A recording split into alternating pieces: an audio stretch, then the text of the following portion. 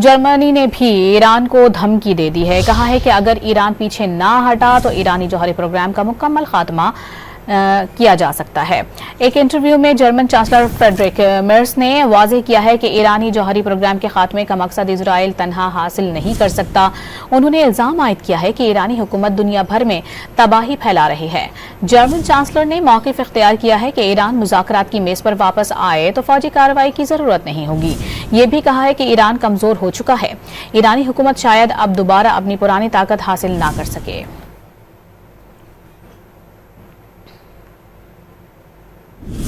Germany ने भी Iran को धमकी दे दी है। कहा है कि अगर ईरान पीछे ना हटा तो ईरानी जौहरी प्रोग्राम का मुकम्मल खात्मा किया जा सकता है।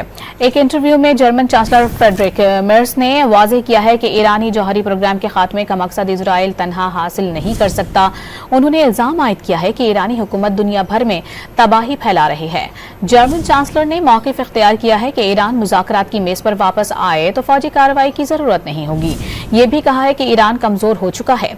ईरानी हुकूमत शायद अब दोबारा अपनी पुरानी ताकत हासिल ना कर सके।